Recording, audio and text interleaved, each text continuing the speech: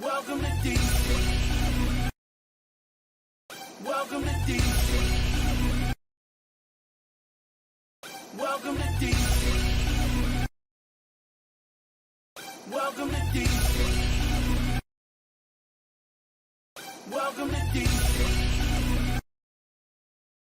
Welcome to DC.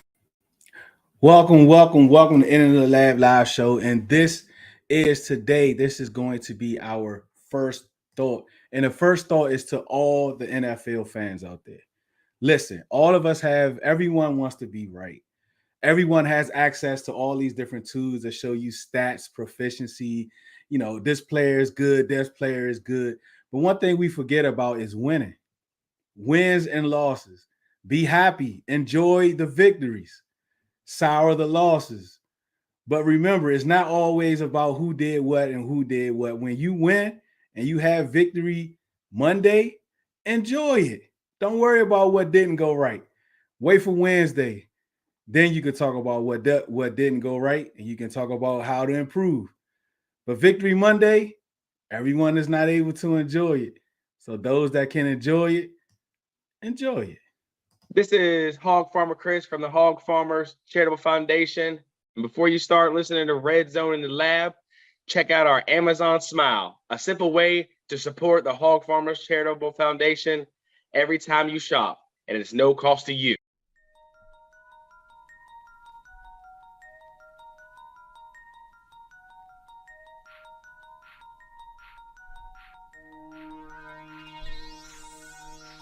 Red Zone DC presents Enters the Lab Live Show, mixing fantasy football, college football, and everything NFL with your hosts, Lady E, Mayo, Slim, C. Henry, and Deuce.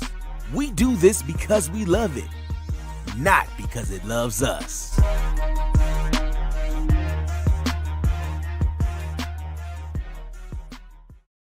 Don't worry about the horse being blind, just load the wagon. Then let's go. And then the minute it's over, you got to pull the pants up. You always block, then you pull up your pants. You know the great thing about being football players, you don't have to take a shower to go to work. Feels like the second time in my life that I'm being carried off the shoulders of others. This has been the sweetest ride of them all. Thank you.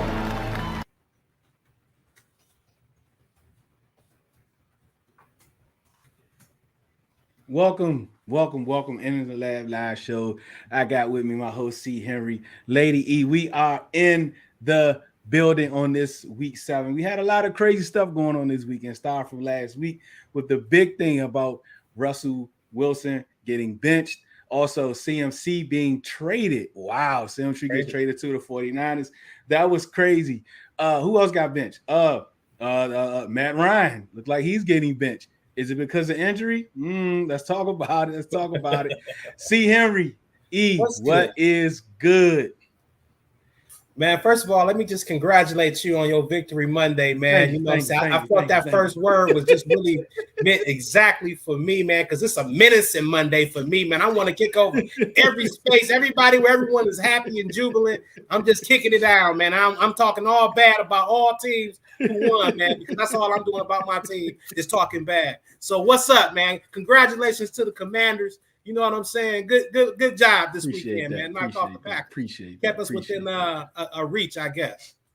Appreciate that. E, how are you? Golly, over here got the muted mic. I'm just here so I don't get fined. I'm on my Marshawn.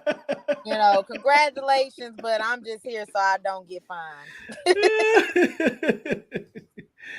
Oh man, shout out to Charlton, man. He always in the building, man. What's up, bro? Glad you can stop by to join us, man. He say Ryan is a bum, man. I guess we gonna get into that. Go ahead, E.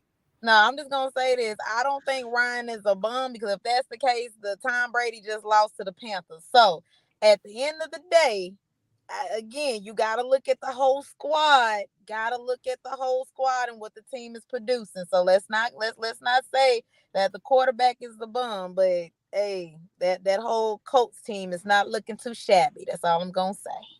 Yep, and for open the thought about this weekend, man, it was crazy. But the craziest thing to me that I got out of this weekend was Aaron Rodgers, Tom Brady, Matt Ryan, Russell Wilson. Is it over? Are these guys finally moving out so these young guys can take sole possession? Or is it just a slump? And we're going to see them different in the second half. What you think, E? I think it is. I think it's a slump. I mean, again, you got to look at the makeup of the whole entire team. I'm going to use Matt Ryan. Matt Ryan was sold on the offensive line and the running game, something that he didn't really have as a Falcon. I'm going to be honest with you.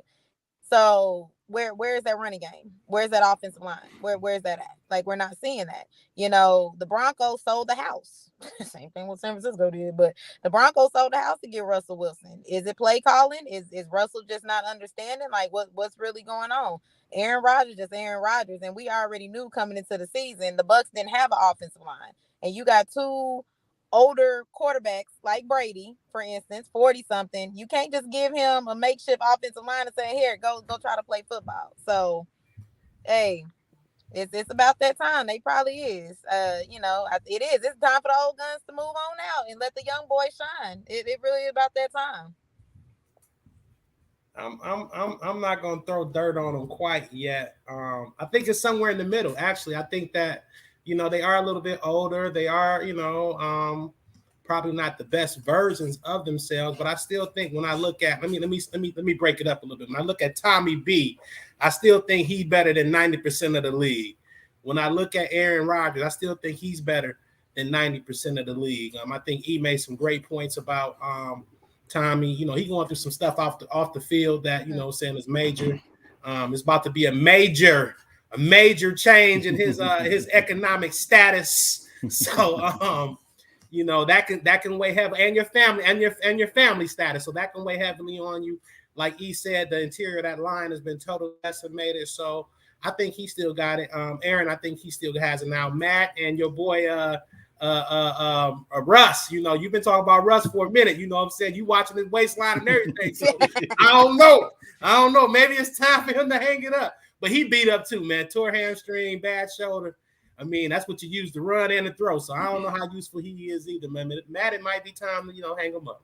Yeah, man, I totally agree. Darren, what's up in the chat? Yes, I did know that, Darren, but I didn't know if he wanted everyone else to know. But yeah, I do know who that is. All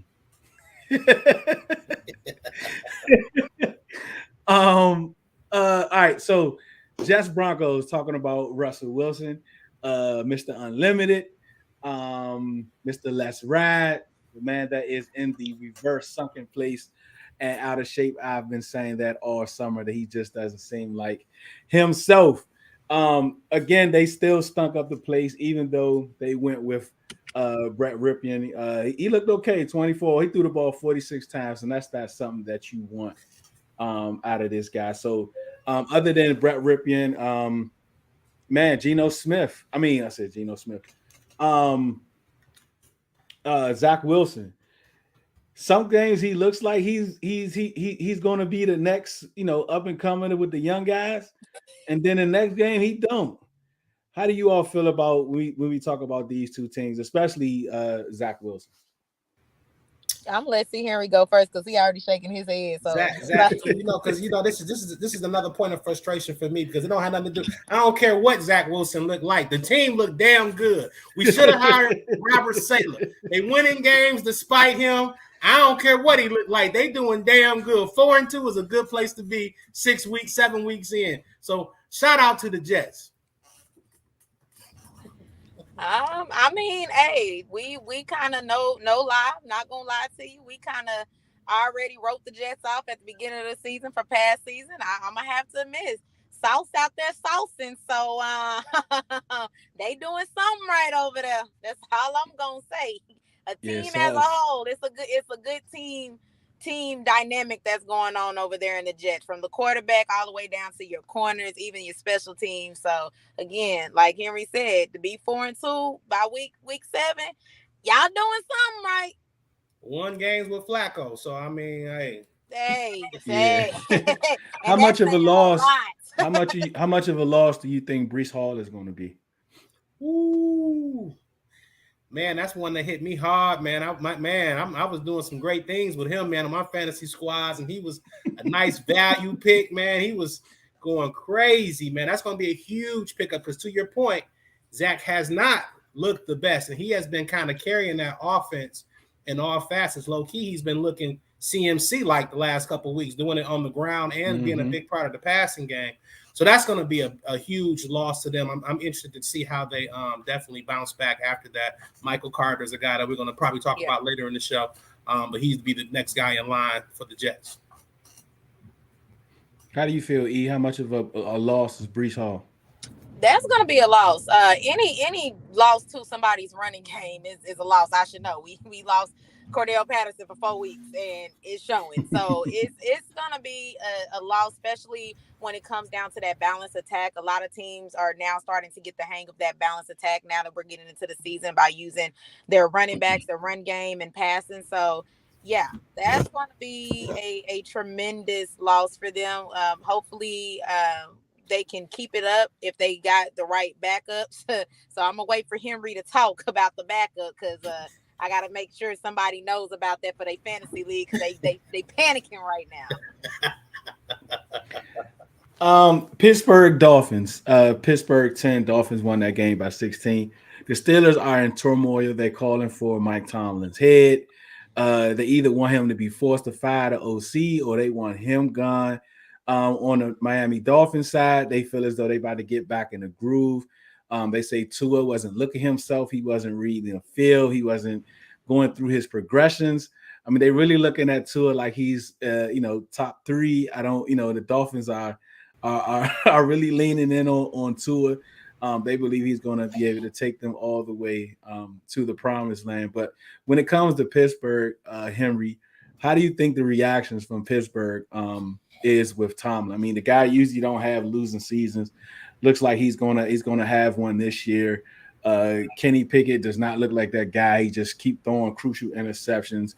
Do we wait on Pickett? What are your thoughts when it comes to Tomlin? Man, my thoughts on Mike Tomlin is that, I don't know who called him for his head or his job or whatever, but whoever it is a spoiled fan, man. Yep. Not used to having, just having too nice of things, man. You got a guy who's been there 10, 11, I don't know how many years he's been there, but hasn't had a losing season. And he happens to have one when your great quarterback is gone, when your offensive line is decimated, when you're breaking in a new quarterback. You didn't go out and get a great stopgap. So to me, the things were kind of stacked against him, and he's bought up this equity. He's allowed to have one losing year and not really receive any type of call for his head or anybody or his coach's head. The coaches were good the last 3 or 4 years when you were winning the championships or being competitive in the AFC East. So why are we changing now? Just let me give me some time to get this together. Let me see what we do next year, or let this year finish out. We don't know what's going to happen. Yeah. E. I agree. I mean, this Mike Tomlin. I mean, shoot, if they want to call for his head, I'm gonna call for Arthur Smith's head to go ahead and get Mike Tomlin on my team, okay? Because to be honest with you, again, this is his first, losing season. Come on, be honest with you, I was shocked that Kenny Pickett went first round. I'm gonna be honest with you. They had a lot of tangibles against him, small hands, and all of this. This wasn't even really a great quarterback class. So for them to take a chance on Kenny Pickett, that right there was already above and out of my reach because I didn't think that they were going to do it. I thought at least they were going to go for Malik Willis. So again, let them figure it out. Let them get things and let them handle exactly what they need to handle on that side of the Steelers. Because again, that sounds like spoiled fans, used to nice things, used to all of that. I mean, what if y'all want something good? Go call AB back. Maybe he probably could come back, because he acting a fool on Twitter. So we need him back with a day job or something. You need to give him something to do during the day. Give him something to do during the day because he on Twitter like he just chilling for real. So I mean, hey, the Steelers are gonna be all right. Let them finish out this year. That'd be good. It's just one losing season. What's that gonna hurt? There's people that had multiple losing seasons. We're not gonna talk about it though. Man, I lost in my fantasy. I lost by four points, and that last pass to Tua, man, like Tua was the last person I had, man. He was projected to get like 18. He only got like 14. And that last incomplete pass when they went for it on 3rd and 10 before they punted, man, if you'd have got that, I think I would have had enough to be able to win this game, man. But unfortunately, it plays out like that. Go ahead, Henry. Yeah. I'm just gonna say, man, you know what, Tua, that was an interesting game, and I think they can definitely go far with him. But you got to give him some grace. It's his first game back after serious injury situation, a little bit of rust. I'm gonna tell him. Also, you need to try to stop initiating contact. You ain't got to prove to nobody that you tough and you ready. You know what I'm saying? Don't be trying to dip your shoulder. Don't be trying to take on no linebackers in the hole. Slide down. Get your baseball slide together, brother. I'm telling you. We don't want to see you out there, man, in bad shape again. So take care of yourself. And you are the best hope that Miami has of going far. Any type of run that they have is probably going to come with you at the quarterback. So you definitely better protect yourself, man, and protect your neck. Yeah, I agree. I feel like he was just taking doing unnecessary things. Like, work your way back into it. I get it. You want to win. You want to win. You want to do all of that. I mean, again, protect yourself. At the end of the day, you only get one you. So, yeah, man, I agree. All right, next up, Seahawks, Chargers. Is the Chargers for real? Is Geno Smith for real? What are we talking about here? E. Hey, look, let me tell you something. The Chargers gonna look really real when they play them Falcons if we don't get them back healthy on our defensive line. But right now, they ain't looking too real because Geno Smith is showing you why we've been sleeping on him. I shout out to Pete Carroll making and bringing the best out of that man because, again, Geno Smith was thrown to the wolves and thought to be dead, and this man has said, I have arisen, and he has arisen and not arisen. He's gonna rising and just that might have been my first Easter speech. He rose. So like, okay, at this point in time, he has that ain't Geno Smith that we ain't that we seen before in the past. I don't know who this man is, so he has risen, y'all. He has rose. How you feeling, Henry, man? I thought they was going to have the best defense coming into this league, the Chargers, man. It's just it looks bad over there. I mean, Herbert, he still looks okay, but he's not ascending to me. He's not, man, taking place. I'm a fan of the Chargers, man. Anybody been watching this show, man, you know what I'm saying? Me and Mayo been talking about Herbert and the Chargers, man, the whole season. And they ain't nothing but a high-class Lions organization, man. They win a couple games. I ain't even mean to say that. Y'all laughing a little too much. Y'all enjoyed that a little too much, man. They just a little. I don't know what's going on. They spend the money. They got the draft picks, but it just does not turn out right. I don't know. On paper, it looks beautiful. It looks beautiful. It's like you look on it and it's like, oh, but they just can't put it together. I don't know why. They got a lot of injuries going on now. Mm-hmm. Joey Bosa's out hurt. JC Jackson had a tough injury, man, and that looks like that's going to be a long-term injury. I don't know, man. People tell me, hey, they be like the Chargers going to charge you. I'm starting to get it now. I don't know. I know it's bad. It's Allen is just kind of coming back. He doesn't look himself yet. Mike Williams, I think he got hurt towards the end of the game. So he may be out. Man, this AFC West, what we thought was going to be the best division of football, is not. You know, it's looked like it's going to be the NFC East. I ain't trying to, you know what I'm saying? Brag a little bit, but it looked like it's the NFC East. Go ahead. Say this one comment. Y'all remember when the Eagles thought that one year that they had the best team in football and all them injuries started happening? Yeah. I see a history has repeated itself with the AFC West. Yeah, that's Let's true just say because that.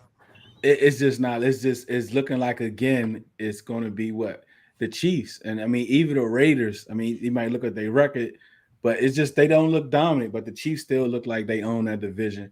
But man, I'm gonna tell you what though. And you've seen some injuries really hit some teams kind of hard. Like Dallas, they lost Dak for a while and they were able to kind of sustain.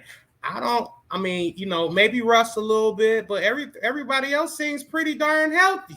So I can't even make that as an excuse. Keenan Allen been a little bit down, but they have a lot of other weapons over there though. I don't know. I think some of these folks just ain't showing up right now. I don't know what Oakland problem is. I'm sorry, Las Vegas. You were right the first time. They will always be the Oakland Raiders to me. I can't get with this Las Vegas boogie. I can't.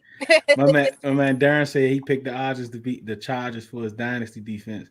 Yeah, man, you better check that waiver wire. Listen later on in the show when Henry go over the waiver wire. Yeah. And you know what? I'm gonna find a defense for you because I got one. Low key. I don't usually do defense, but I'm gonna get you together, Darren. I got one for you, man. All right, man. Texans, Raiders. We just talk about the Raiders, man. But I think the biggest story is the Raiders won, of course. Jacobs, which me and Henry had a few conversations about. He's playing himself into a big contract. I think the Raiders is looking back on their decision not to extend him at that 5th-year option. I think they're looking back on that now because he's really playing out of that 5th-year option.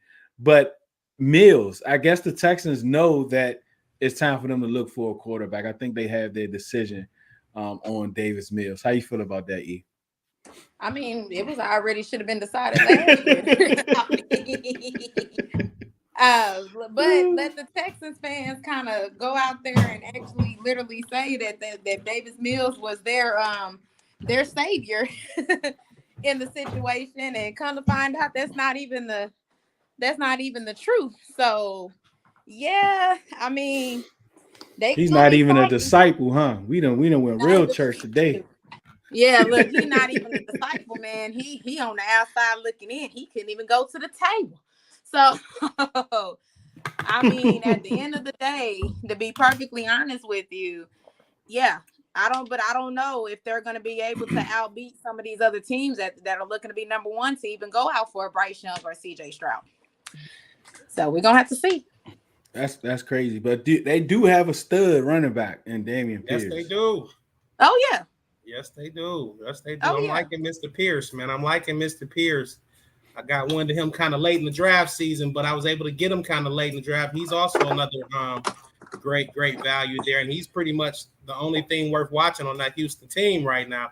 Davis Mills, when you look at him last year, he performed pretty well compared to the other rookie quarterbacks, and I think that they were just kind of like, we're happy. We may have gotten a value in this kid. I think the good thing is they did get 2 solid years from him. I don't think that any of their young players have suffered developmental wise from him being the quarterback, but you do have to kind of decide if he's the guy that's going to get you to the next level or not.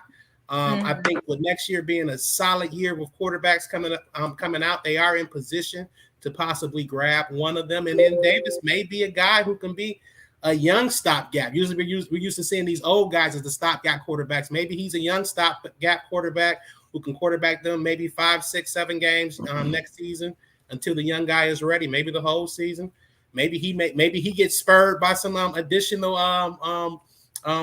competition in the building. But yeah, he's done a decent job. But I don't think he's the guy who's going to lead them, to success. To the promised land. The promised land. Nice. The promised land. Yeah, man, I really like Damian Pierce. I think they didn't play him. Pepnam didn't play him the first game. I think he had like maybe 2 touches. They got him in a little bit more the second game, and then the third game, I think they really started him and he really started taking off. Because I always kind of thought watching him in preseason, Henry, that this was going to be like my Kareem Hunt type guy as far as fantasy at his rookie year, to come out of nowhere, not be on a lot of rosters, but kind of breakout game. And the next thing you know, everyone is trying to pick him up. Because I remember that Kareem Hunt year, man. Everyone was trying to get him that year, and I kind of figured that's who he was going to be. But let's get into the Commanders. Packers 21, Commanders 2023. First, I want to talk about Aaron Rodgers, and I want to ask you all, how many more weeks is it going to take before we hear about the major blow up between Aaron Rodgers and his head coach? That blow up already happened. You think so? That blow up already happened. Because I know yesterday, and I didn't know this because I was at the game, they were saying there was 2 clips when he was just coming off the field, asking him, "What are we doing?" Like, you know, how like kind of like the Kyler Murray, the Kyler Murray clip. But I'm thinking it's really going to be some type of real bad explosion between. I know it's been a lot of subliminal hits, especially coming from Aaron Rodgers. But I think at some point it's going to be like a real national type blow up at some point. I think it's going to happen soon, especially if they come out flat next week. Oh yeah, I mean the issue is that we already know Aaron Rodgers is that prima donna. I'm gonna call him for what he is. So we already know he's a perfectionist and he wants things to be done. Y'all brought this man back on the presence of that y'all were going to win when Jordan Love could have been started. Y'all could have been let Aaron Rodgers go and Jordan Love could have been, could have had the team. And I think that's kind of, in a sense that the Green Bay Packers were looking to pull what the 49ers did with Jimmy Garoppolo and Trey Lance. But he decided to come back, and this is it. So I never think that Aaron Rodgers liked his head coach. I kind of wish the Falcons would have kept him in the way, but we're not gonna talk about that. But they, Aaron Rodgers, I don't think he really never liked him in the first place. And I don't think so either. And then 2, you go out and draft a quarterback on him. Why he figures he's still good to win championships. I just never think Aaron Rodgers saw the Green Bay Packers as that same organization again. So I feel like it has probably already happened, but like you said, it might be a blow up that we'll see and that'll just make national news. But I think it has already happened. Well, I'm gonna tell you like this, man. And it's a different levels. There's levels to this, but unless Aaron Rodgers want to play somewhere else, willing to play somewhere else, he gonna have to sit there and chill and eat it, man. Because basically, this coach is a young coach. He's helped, I think, better this team, put them in position to win. They've won 13 games under this coach the last 2 years. So I think it's clearly evident the coach knows what he's doing. And some of the situations may be because of you, Aaron. You haven't taken any type of pay cuts or anything like some of these other players. So sometimes folks, we haven't been able to attract some of the surrounding talent. You also kind of have left us out here on the brink of, are you going to retire the last 2 or 3 years? And you ran your homeboy away. He like, I don't know if I want to sign up for another 5, 6. I got 5, 6 years. 140, 50 million on the table. It can come from them, or it can come from my homeboy out west with no state income taxes. You know what I'm saying? So are you gonna be here or what? If you see any type of in question, man, I'm gonna go out and take this money and take this state income tax free money from out here in Las Vegas and go have a good time. So you can't be mad at that. You can't be mad at nobody. Yeah, man. Look, I think Matt LaFleur has been handcuffed.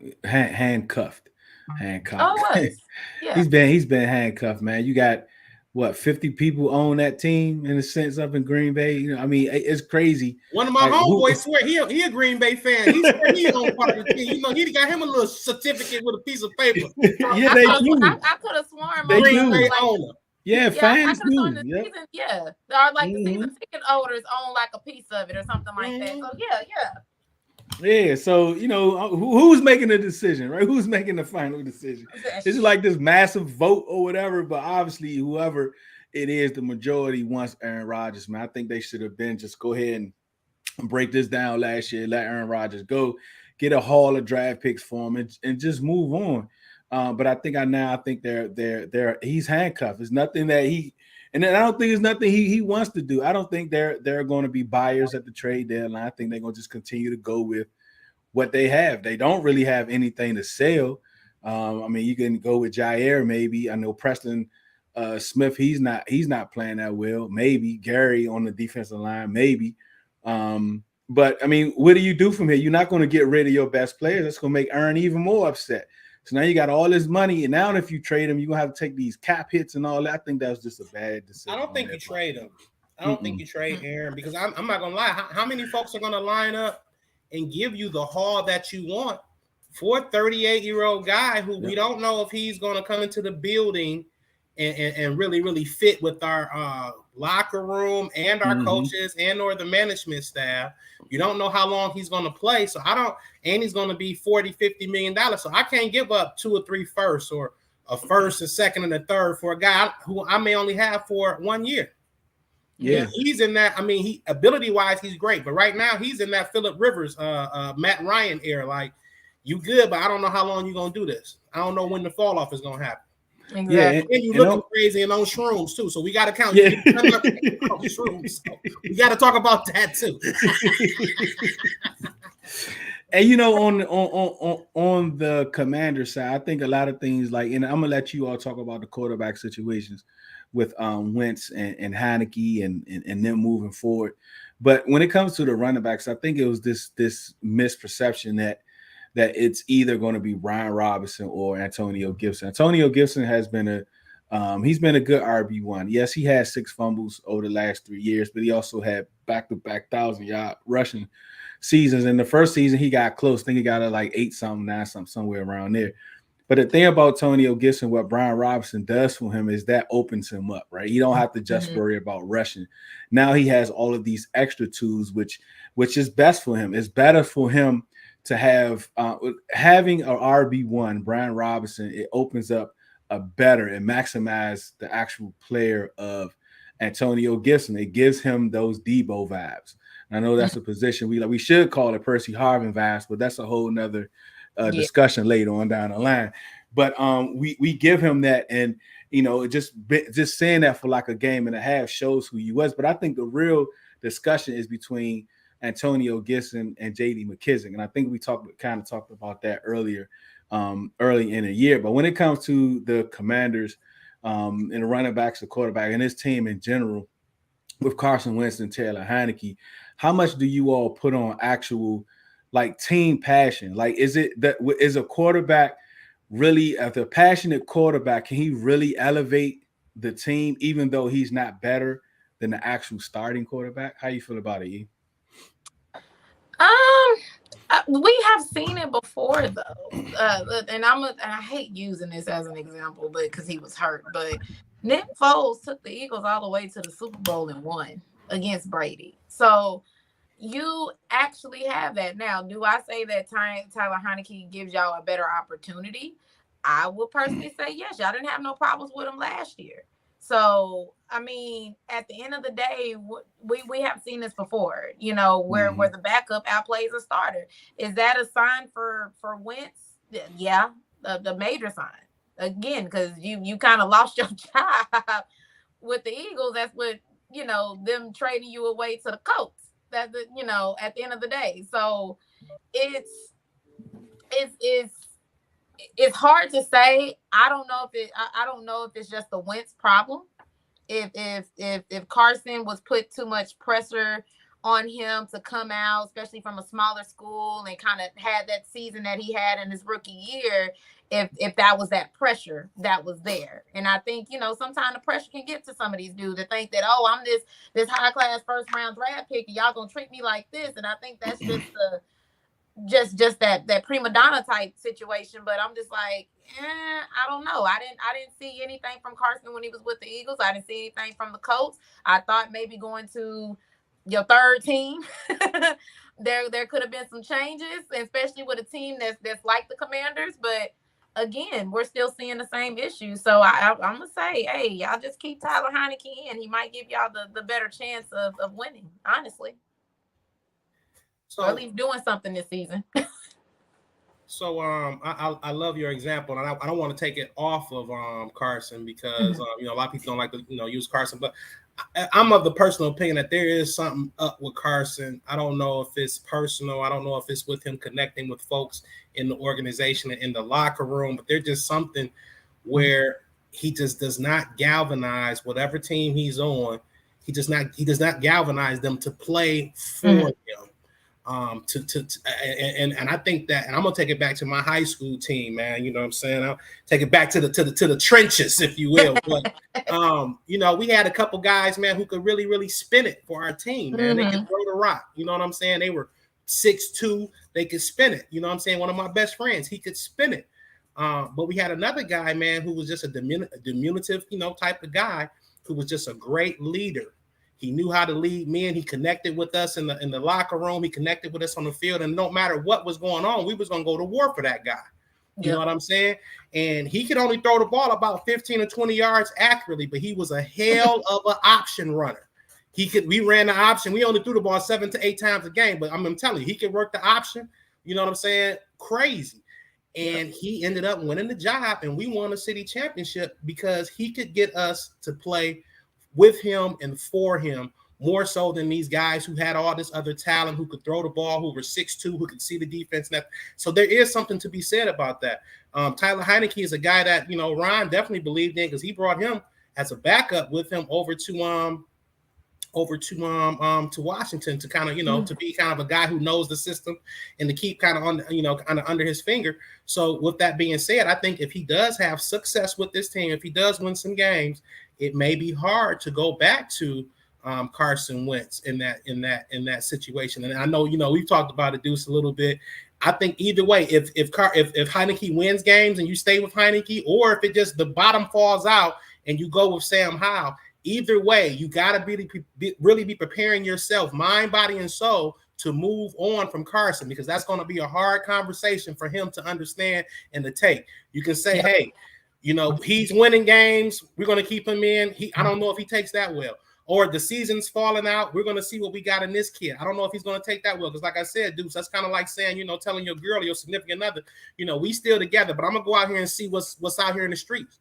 What's out here? You want to make it out the front door. It's going to be hard to come back home and think that everything is going to be everything. Make it out the front door. You know what I'm saying? So either way it goes, I think they need to just really be prepared to, move on from him. I'm sorry. Either way it goes, they need to be prepared to maybe make a decision. Yeah. That's right the first time. Yeah, that's exactly where I am with it, man. It's like either way, I just don't see a competent coach going back to Wentz. Because you got to see what Howe has and is Wentz, unless you actually believe that he's a long-term guy. I mean, I don't, but and then with Ron Presser today, which it was kind of different this time, because usually when he talk about Wentz, he kind of lean more into Wentz, like he's my guy, I brought him here. But this time he's like, look, we're taking it one game at a time. When we get there, when he gets healthy, when we get there, we'll see what it is when we get there. So that lets me know that's a whole different tone. So that lets me know that he's at least willing to say, okay, yeah, we might just gotta go away from him. You know what I mean? So, but that's that, man. But look, we're gonna get in, we're gonna go to a commercial break. But first, Lady E is gonna tell us about her Falcons, her Falcons Spaces show. So just listen up as Lady E gets you that, then we'll go to a commercial. What's up, y'all? Okay, so everybody's been on my tail about getting YouTube, about getting everything, taking the spaces and moving it all. But for right now, until I officially move back to Atlanta, Georgia, we are going to keep the spaces. So make sure y'all check us out every Tuesday at 6:30 p.m. That's Eastern Standard Time. Now, if you're in my Central Time people with me, that's 5:30. So what we do is we try not to come off the top rope, but I have some Falcon fans that love to come off the top rope. Not even going to lie to you, not even going to hold you. But we do talk about our wins and our losses, but also do discuss our up-and-coming previews. So if you know for a fact you play the Falcons this season, we would love for you to come up and give us your take of your team, kind of interact with us, because that's what we're starting to do a lot this year, is interact with other teams and not just us Falcons fans. I'm not going to lie to you. Them folk from Atlanta, baby, they crazy. They crazy out there. But no, check me out. 6:30 Eastern Standard Time, 5:30 for my Central folks, and that's what it is. So, hi, I'm Christian Miles, native Washingtonian and real estate agent servicing the Washington metropolitan area. I started my career as an investor and later transitioned to the residential side. I I really wanted to leave the investor side because I wanted to connect with people. Building relationships is important to me. I understand the buying and selling process can be challenging. I get it. I've been there. I'm a mom, wife, friend, and neighbor. I absolutely love helping families and connecting with people. Going through the home buying and selling process is stressful enough. When working with me, I make it fun. As a realtor, I think it's important to be able to connect with you. Every detail is important, no matter how small. Let me take care of the heavy lifting while you focus on the joys of finding a new home. Something I live by, people may not remember what you said, but they will always remember how you made them feel. With me, it's an experience.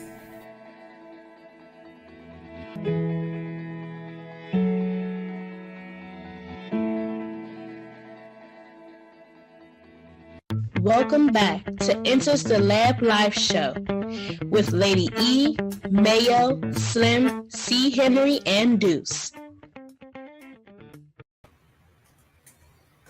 Colts, Titans. I guess let's go ahead and get right into Matt Ryan. Now, Henry, you are. Look at that! I got an echo. This is good. This is good. Mm-hmm. Yeah. Hold on. I still hear a little. I still hear a. Yeah, I think EU blacked out. Come back. I think that's what it is. So Henry, you're more. I don't know. Did you follow, the 2-year player? What is his name? Ellinger. Ellinger. Yes. From tell us about him. A dual threat guy from Texas University.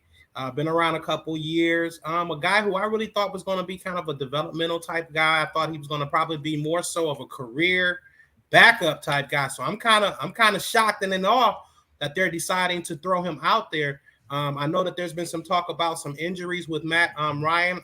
Now, if you tell me that, hey, he's injured, we're going to sit him down for a couple of weeks and let Sam, kind of steer the ship, I can kind of understand that. But from what I've been hearing and seeing, and you guys can correct me if I'm wrong, I've been hearing and seeing that this is a move that's going to be for the entire season. And that we just talked about Nick Foles, that he's supposed to be the number 2 quarterback right now. So this is kind of major, man. I thought Matt had been playing so okay. I think what's their record? 3-2-1 or something. So I thought that they were, still in contention. This is a big move for me. I don't know if I like this, hate this, or what. I hate it. I mean, there was a report. It was back and forth. First they was benching him, and then he got a grade 2 shoulder sprain. Then it came back out. Like they doubled it back, and it was like, look, let me be clear. It's not because of his injury. It's because of his performance or whatever it is. But he's demoted to the third string. He heard his shoulder slamming the door when we told him that he was going to get benched. That's what happened. But one thing I've noticed today, not so much the Colts fans. Let me take a drink real quick. But the Dirty Birds, they've been defensive about Matt Ryan today, boy. They want him back. I'll be honest. I am going to speak for all of Dirty Bird Nation.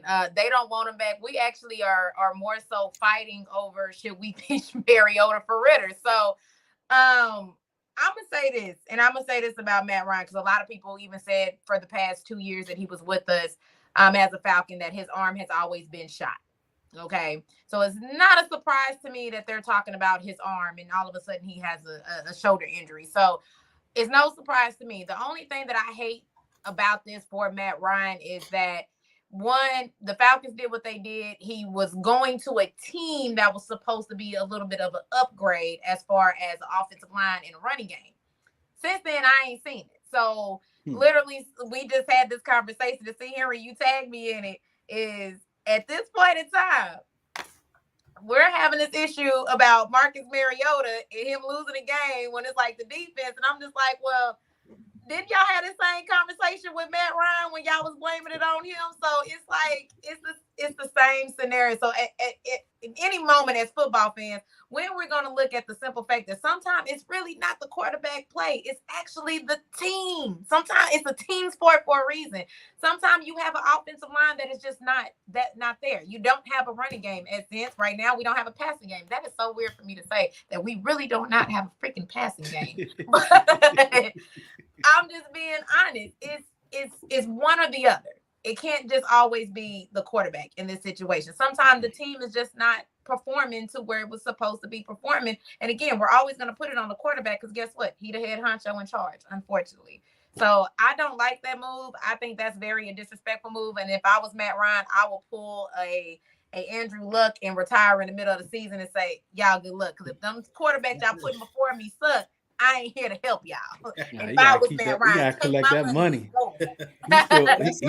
He may have done that the way they said he out for the season. I mean, it's only week 7. What's wrong with his shoulder again? His shoulder 2 sprain. So I don't know what injury. Just like for 250 yards. When did he get hurt? He just got through. Wait a minute, but hold on. Let's bring this back. Since we is talking about the Falcons and this, didn't Marcus Mariota get hurt supposedly and got benched for Ryan Tannehill? But hey, I'm not gonna say anything. Matt Ryan, take your money, baby, and go ahead and retire, honey. It's call it quits. They owe you some money. Yeah, man. When it comes to the Colts, it's like they only get a ball to Jonathan Taylor 10 times. I know he's coming back from an injury. But you still had a young boy, Deion. What was it, Jackson or Johnson? I think it's Jackson. And man, I picked him up on my fantasy and all that, and he and Hines and Jonathan came back. But you played him last week. Yep, I played him last week. Okay, that's when that's the only time he's worth something. That's when he's worth something. Yep. He got me points last week, man. But Ryan is out that joint throwing the ball extremely too much, man. Like I thought. Him coming there, they'll take a more approach like they took last year, but they're trying to prove something. They're trying to prove that this team is so much better than the Carson Wentz-led team, and it's kind of hit them right in their face. I always kind of said that Michael Pittman is not a number 1 receiver. I think if you want to say that, he's like a low tier 1 receiver, but he's more like a high end number 2. I just never saw the skill sets, even his rookie year. And I know he was hurt some of that. Yes, he was. He came in last year, had the best year with Carson, but I just never saw him as being one of those tier one receivers. But when it comes to the flip side, and you got Tennessee and on a little winning streak here, Derrick Henry is like you're going to give them the ball. That's all they really have. That and then a play action, but you literally can't stop it.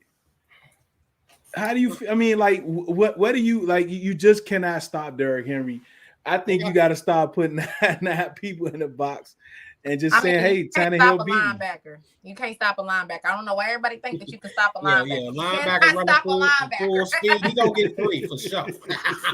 I don't care how you hit him. You trying to fight off a block and he running full speed. He gonna fall off. Not gonna stop that linebacker. I feel like that. I always said this, and I'm gonna keep saying this. Tennessee has always been cheating with Derrick Henry because y'all got a linebacker running the rock. I'm sorry. he's a physical specimen, no doubt about it. But I gotta give some support and props, if you will, to Vrabel, man, because he gets that team ready whenever we think that they're done. Stick a fork in them. They're not talented enough. They're not up to par. He gets them ready, man. And this is just you talk about Derrick Henry, we can't stop him. They lost Taylor Lewan this year, their best offensive lineman. They don't have no receivers. I don't even think Traylon Burks is even healthy. Robert Woods is kind of a shell of himself right now. I think he's still hurt. Kid Kyle Phillips is a young guy who's trying to make some plays for him. So they're kind of just, they're making it happen. And I don't know how. Like you say, it's just Derrick Henry. And they're coming up with some timely plays. They lost Jeffrey Simmons in this game, who was probably their best interior offensive lineman. He was just getting back, I think. Mm-hmm. Yeah, you say what now? He was just getting back. Oh, okay. Yeah, I think they lost their I can't think of his name right now, but their best outside linebacker, pass rusher. I believe the guy. I don't know if it's the guy they got from Pittsburgh or not, but they just playing with a bunch of guys, man, and they just getting it done, man. And I respect that. I respect that. Just go out there and get it done with whoever is out, whoever shows up on Sunday.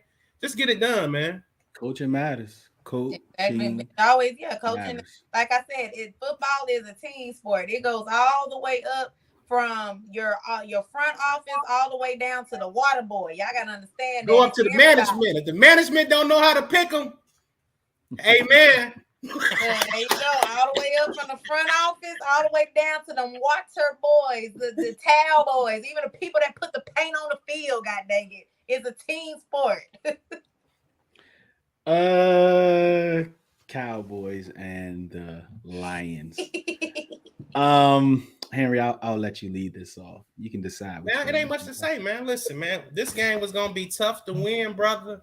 If we had all hands in, you know what I'm saying? If we had all hands on deck, this was gonna be. I thought Swift was playing though. I thought he was playing. So here's the thing. Somebody was saying if Swift, if he finishes out the season and you know, because he's a second round pick, so this is gonna be we're gonna be talking about contract at the end of this year. So people talk about, you know, extend him, and I'm like, you know, to be honest with you, he's a tremendous talent. But the bottom line is we don't even know if he can play a full season. The only way we can extend him is if he gives us the 12-game rate, because that's the number of games he play up in here. It's 12 games. So we get in this. We're gonna give you a 12-game rate with incentives for the other 5 games. And if you hit them, then you can get that money. But otherwise than that, you know, it's gonna be tough. But Dallas, strong team, strong defense. That's all I can say, man. We went out there with Willie Lumps out there. Reynolds was beat up. Chark didn't play. We had Khalif Raymond, our return specialist, being our number one receiver. Amon went out early, right? Amon got out. They said he was concussed.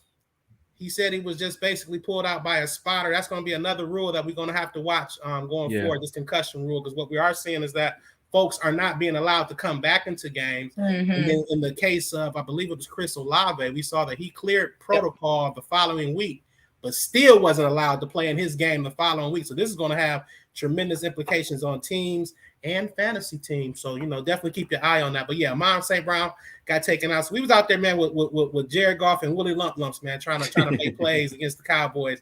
And it just didn't happen for us, man.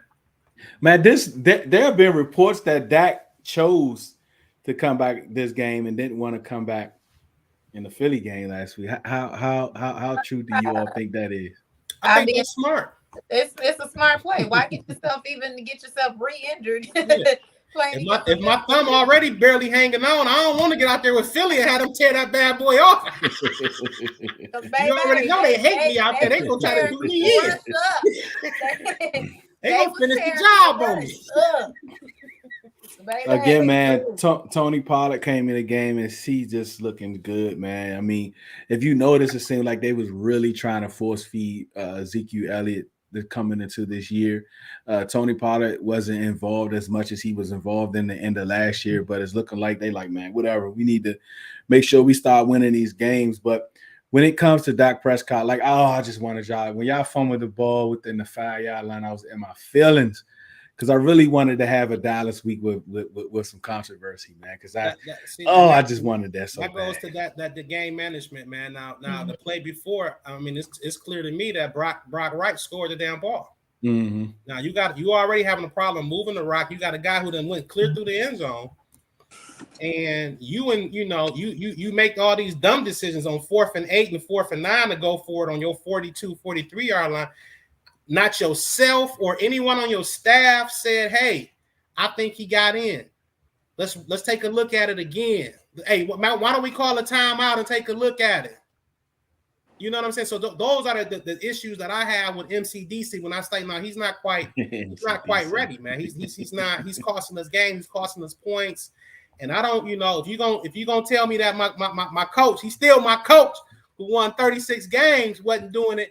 Then my man, here we go. With some tears too. But let's not forget the tears. Who was crying? Your coach. Which one? Your head coach. No, he talking about Jim Caldwell. His head coach. I ain't see Jim crying. Jim Caldwell is his head coach. Yeah. Okay. So that's my point. You got that's why he's ostracized from the line spaces. Yeah, they ran him out of town, man, with flames and pitchforks, man. They got him up out of here talking about the standard. Only standard we know, man, is losing for 3 years and firing somebody at Thanksgiving. That's the only standard that's been set here. That was the most funniest thing y'all did was firing them on thing. God, okay. Anyway, we got the Bucks and the Panthers. We can talk about the Lions all day for real. No, we can't. Ain't nothing good to talk about. We can't talk about them too long. We can talk about the draft in just a second. Ain't nothing to talk about. My man Hawk has entered the chat. Big Washington, y'all. That's right, man. We got that W. We kind of talked about Tom Brady a little bit at the top about where is he in his career. This is going to be, I mean, like I said, coming into this season, man, he's been going through so much stuff. Like he wasn't practicing. He's going to weddings. He's doing all types of stuff. And then he's coming in on Sundays, yelling at the O-line and yelling at people. It's like, this is just disastrous. Like, man, looking back, it's like, yeah, this has to be a year. I mean, he's looking like even his face. I guess he had the snatchback. I guess I don't know, but he just he just looks. Why y'all say the snatchback, man? Why he just man? He's going through it, man. His millions about to change, man. Y'all don't know what that feel like. I don't either, but I can imagine it. It'll pull your face back, man. Your supermodel, your millions about to change. Oh man, you know, but on the other side, you like, am I about to fall off, or am I still out here? I'm in California. I mean, I'm in Florida. I'm getting money. Am I still out there? I got $300 million on the table from NBC. He don't know what to do, man. Yeah, you gotta let that NBC money play out. That's probably why he came back, so that money won't be on the books on that court proceedings. But on the flip side of that, I mean, Tampa Bay looks like they just what they are. I don't know if there's a switch they're going to hit, man. I think Ryan Jensen is coming back next week. I think that's going to help them a lot to kind of solidify that line. But I don't know, man. They got to get it together. It's going to start with Tom Brady. I think it might be some stuff going on in the locker room because you can't just keep yelling at grown men if you out there playing like doo-doo too. You know what I'm saying? That's just not going to keep happening. You're not going to be able to keep yelling. He's going to yell at the wrong one. But let's go to Carolina, man. Like, they having a fire sale. They still coming out there competing and playing. I think it's Wilkes, right? You got Wilkes, got them boys out there still playing and competing. But they having a fire sale. We're going to talk about CMC when we go over the ETL game of the week, the 49ers and the Chiefs.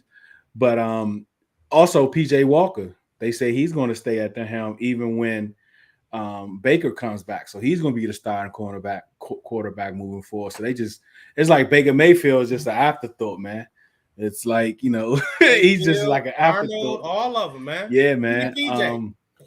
It's crazy. But do you all think it seems like coming from Carolina, they're not looking to move anyone else, but you got DJ Moore, you got Brian Burns, you got JC Sehorn. No, what is his name? JC Horn. JC Horn. Thinking of Jason Sehorn. Yeah. Shout out to him, the only white cornerback to actually the unicorn. But yeah, man, do you think it's an actual? I know that's what they're gonna say coming from their camp, but everyone else is saying it's something different. Do you think any one of those three players, which you can argue that all of those guys could be perennial building blocks for any rebuild team, and they just paid DJ Moore, but do you think any one of those guys is a possibility of being traded? The whole team. I'll be honest with you. You know, again, y'all fired y'all coach. I never understood the hiring of rule anyway, because look what he did to Baylor. I'm like, that's a college team, and it's so easy to get a college team back on the right track if you have the right pieces and the right coaches in play. This is the NFL team that we're talking about, and we're talking about this right here. Cha-ching, cha-ching.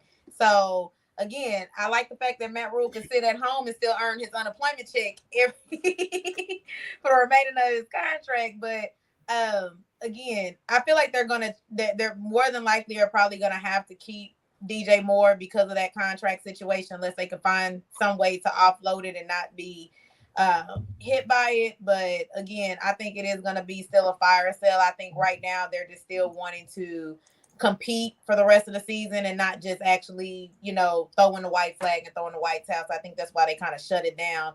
But again, the whole trade with you know, Christian McCaffrey, I'm gonna say this, and I said this on Twitter.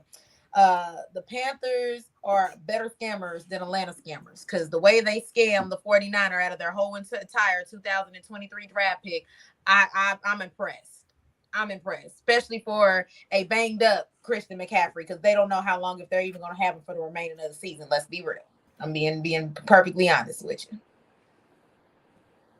Yeah, man.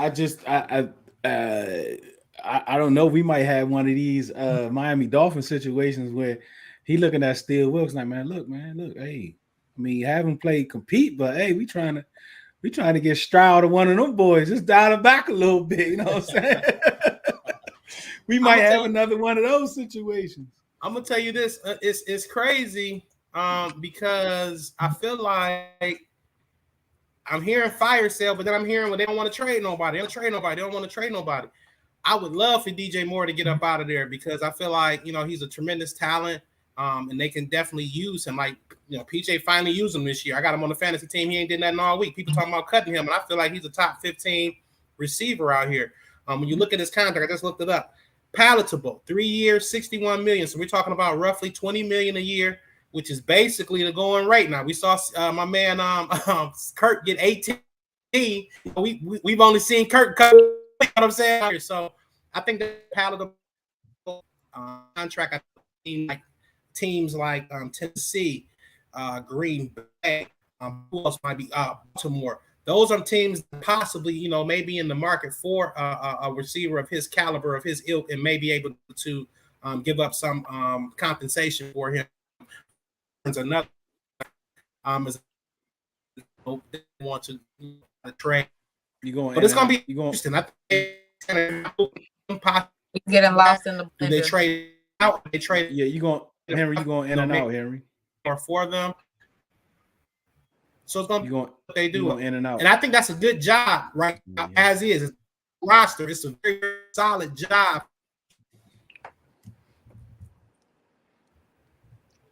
I think we lost Henry. He got lost in the blender. They put it on high speed. You back here? Y'all ain't see? I see y'all. Y'all hear me? No, you was going in and out. You hear me?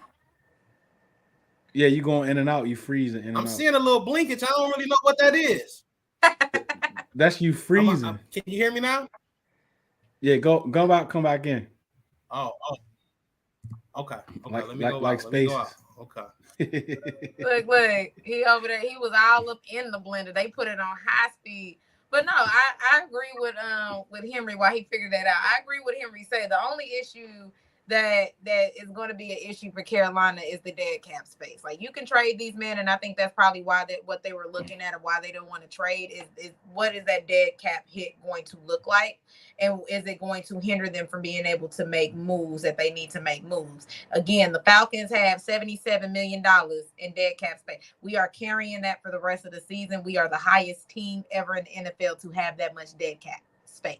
So you don't want to end up like the Falcons with all that dead cap money, because again, that dead cap money don't go nowhere. It stays there. You will still be playing players that are not even on your team. They could be free agents and you're still paying them. They're still getting the paycheck. So I think that's another reason why Carolina did stop with the trades, because again, depending on the contract for Christian McCaffrey, of how much of that money that they still got to keep on the books, that probably was feasible, but everybody else, I don't think that that's feasible for them to keep that much dead cap money on the books. That was crazy, man. Out of all 5 teams who traded for a quarterback this offseason, Denver, Russell Wilson, that's flammed out.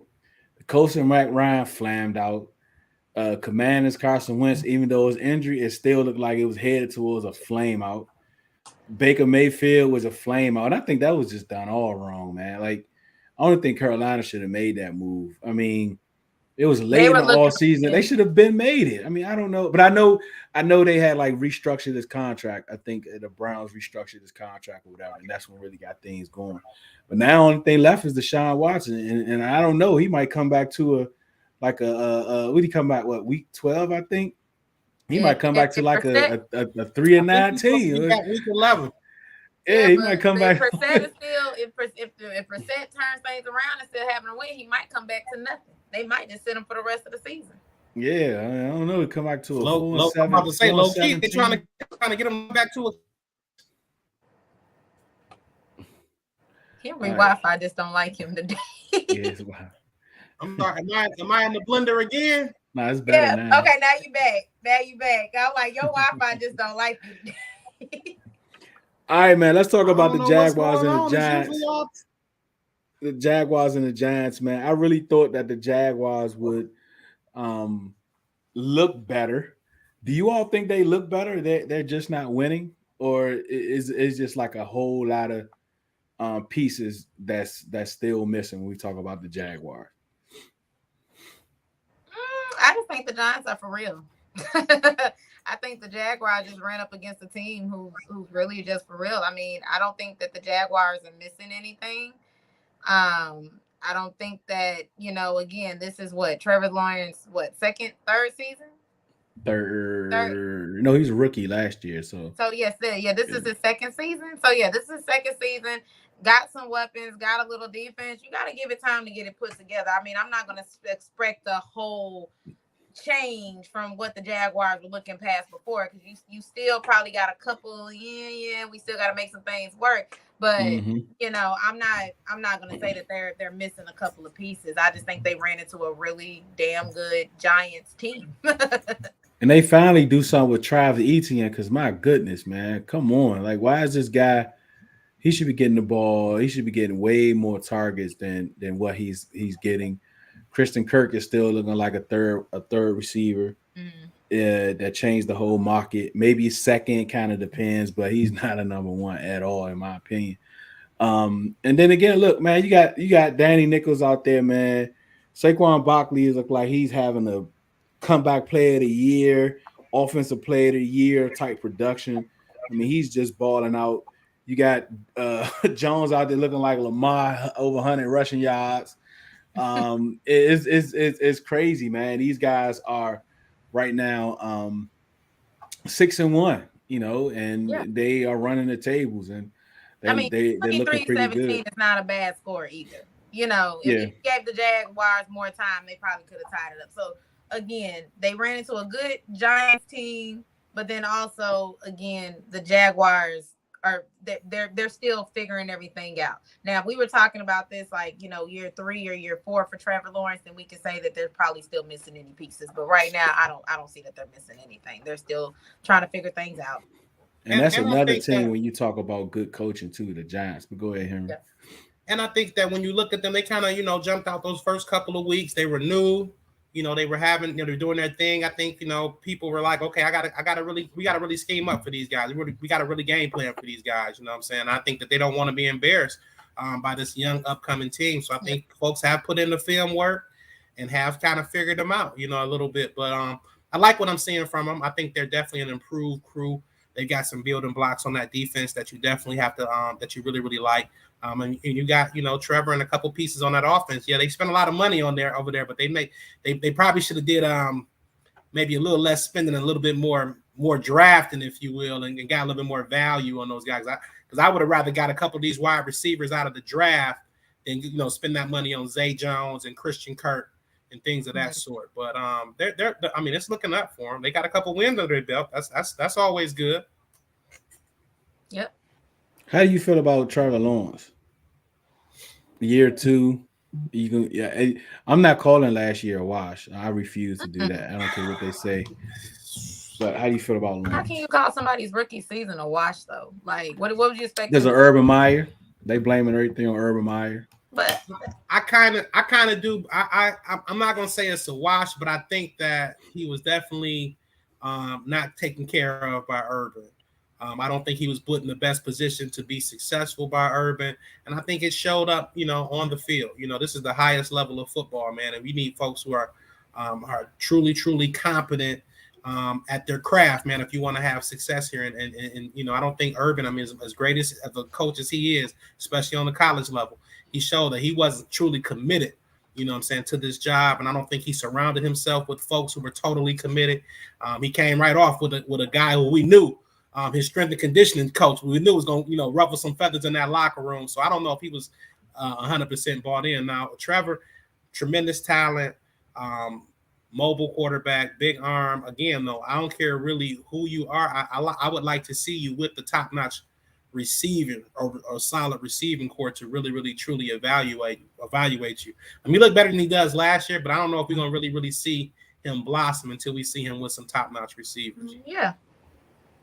I agree with everything with what you said, Henry. It's again, like I said earlier, while you're having your technical difficulties, they probably have a little pieces where and they can add a little bit more. I'm not going to expect much from this team with the situation. You just got a new football coach. You just got a new quarterback. You got a couple of pieces on there. You should be happy. 3-4 years from now, can we say that year 3, year 4 for Trevor Lawrence? Let's come back to this conversation at that point.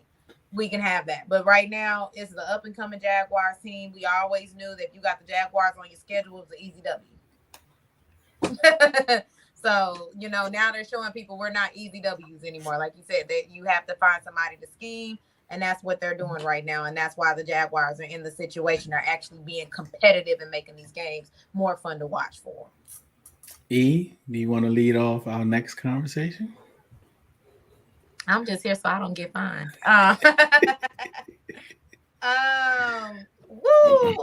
My team, my squad. I was actually out, so I didn't get to see the ass whooping like everybody else got to saw the ass whooping. Excuse me, children. But yeah, I didn't get to see that. I'm just going to say what the conversation is around Falcons Twitter and around the fan base. You got some fans that are for Mariota. You got fans that are not for Mariota. You got fans that are calling for Arthur Smith to stop running the ball so god dang much and to throw the ball. And if you don't trust in your QB, start the rookie. So that's kind of where we're at right now. Honestly, this was a team loss. I didn't realize we lost that many people on defense. AJ Terrell went out. Once AJ Terrell went out, it was feasting time. We was food on that defensive line because the backups didn't do what they were supposed to. We lost another a safety. Jalen Hawkins went down. He in concussion protocol. D. Alford is day to day. AJ Terrell is week to week. So we ain't got no defense right now. So that's kind of where we were sitting. And again, going against a high power offense like the Bengals with their TJ Boyd told us to hell up. You didn't even have to throw the ball to T. Higgins. And I think Jamar Chase went out due to injury. So again, it's I mean, don't get me wrong. I had to get on my team about trying to crown Marcus Mariota the king after winning Offensive Player of the Week for the NFC, which I was like, hold on. Get my one thing. I'm gonna need y'all to bring that back because this is an 8-year bet. Don't get me wrong, 2 years rust. I get it, but I'm looking for more of experience. If you want to throw out those numbers, just put in Ritter so I can have my excuse that we got a rookie playing. Okay. How you feel, that excuse, man? You know what, man? I think that I saw parts of the game, and they got jumped on early, and that was kind of tough. But I like they did try to make a little bit of a game of it, early in the second quarter and early in the second half. They made a couple plays. I was kind of torn, like, I know Arthur Smith is trying to put that team in the best position to win. I can't be mad at that. I respect that. He knows that there's some shortcomings in terms of personnel. So, he probably feels like he can't throw it around 40 or 50 times and win ball games. But I will say this, though, when you down as much as you were down and you had some success, I saw a 75-yard bomb to Damiere Byrd. So you had already kind of, put him to sleep a little bit with the run and hit him over the top. You might want to try a couple more times and see if you can catch him slipping. You know what I mean? But overall to that, man, listen, man, Arthur Smith, hey, I see what you're doing. I respect what you're doing. And again, because what you don't want to do, this is a results-based business, right? So if Arthur can get out of this next year, he won, 7 games last year? Yep. And that was with Mike Ryan. If he can come out of this year with 7-8 wins, and then next year hopefully get the quarterback ready to play, then I think he's cooking with grease. But I think what he does not want to do, and what any coach should not want to do, is have any type of regression. You don't want to go from 7 to 4, because then that's when they try to get you out. Exactly. You definitely want to try to get as many wins as possible. And if you hear me talk, I'm a 3-year plan guy. I want to see you go 3, 7, 10. You know what I mean? Now, what you don't want to do, coaches, be careful. This is what happened with the Chargers, and my man, the previous brother. He won that 10. He won that 10 games either his first or second year, and then regressed that third year. They got him promptly up out of here. You better do it in the right order and earn you some equity. That's what you better do. You know what I mean? So I don't think Arthur wants to regress. He wants to keep the program looking good, like they're moving forward and trying to win as many games as possible. You look at the end of this year, it might look ugly, but if you at 7-8 wins, you're like, okay, we had a solid year. And I think that's all us as Falcon fans want. Is really just a solid year. We're not expecting much out of this. I was hoping we didn't regress and that we won more than 7 games. So fingers crossed we can keep it that way, because Arthur Blank ain't gonna fire him no time soon. But again, we're gonna have some money next year, so we're gonna see there it is. Yeah, that's it. And low key, with my man being a 3rd round pick, you guys not married to him. Y'all can go get somebody else. Just like what happened to this Brown and Ravens. Lamar Jackson, baby, we calling for you. The Falcons is calling for you. There you go. That'd be crazy electric if y'all was able to get Lamar. But just talking about Lamar, like, are they? I don't think they're buyers at the trade deadline. I think they, we always been given this thing about how this system fits Lamar Jackson. I think that's bull. Them having this 21 offense with the 2 tight ends, but Mark Andrews was hurt. So you take Mark Andrews off the field, this is a totally different team. And I can admit that I was wrong about the defense, man. I'm still waiting for that defense to get better, but it just doesn't seem like it's going to happen, man. What you think, Henry? Lamar, man, you know what? There's a little bit of a struggle going on with Lamar. A little bit of a struggle going on with him. Again, though, I want to see him with this, with a top-notch weapon. I would love, again, for somebody like Claypool or, ideally DJ Moore. I would love to see him with that type of caliber of receiver and play in whatever offense they're going to play. Because I think if you get that type of talent out there, it don't matter what you call it, that guy going to be able to get open. So I think that's the key for him. They should be buyers. They ain't never bought no before, so they got mad compensation. They already got mad draft picks. They got mad compensation. They got. They should have a decent amount of money because they ain't paid Lamar. So they should go ahead and be able to go ahead and trade for somebody and help that brother out. And hell, they may need a cornerback or somebody, a pass rusher or somebody. So they need to get on the Brian Burns train too, because they can't get to the quarterback consistently either. Yeah. I mean, how much do you think he's not going to be in Baltimore next year, E? I'll be honest with you. If the one thing, and it got brought up in one of my spaces, but one thing that I'm going to say is this: Lamar is his own agent. His mama is talking for him, so that's already a niche between a lot of owners and GMs, because one, they rather deal with an agent. They don't want to deal with you. So if Lamar feels that he is unhappy to where he wants to be, because again, who turns down $250 million? Even if that was a rumor or the truth, but who turns down that much money? You know what I mean? So again, Lamar is looking for a come up. I don't think that he's going to want to play on a tag, because that's where it's leading at this point. They are going to franchise tag him. And the issue that's going to be is, are they going to come up with the number that Lamar wants, or is Lamar going to go find another team to come up with it? Because he's seen how that Deshaun Watson case played out. And so, I really think that that's what he's going to be gunning for. So when you say next year, Deuce, you're including the tag, right? Yeah, they'd be fools not to tag him. So yeah, I believe he's gonna be there because he's gonna be on the tag. Now I don't know if he want to be on the tag or not, but I believe he's gonna be there because he's gonna. But they can still trade him too. No, but you can get traded on the tag. That's the thing about it. He still can get traded on the tag. They can find a partner. You could, but here's the deal though. Here's the rub. What I feel the rub is, I feel like he wants that money because Deshaun Watson got that money, and he's well deserved of that money. But I also feel like the owners are taking a hard line stance. All the ones we lock and step.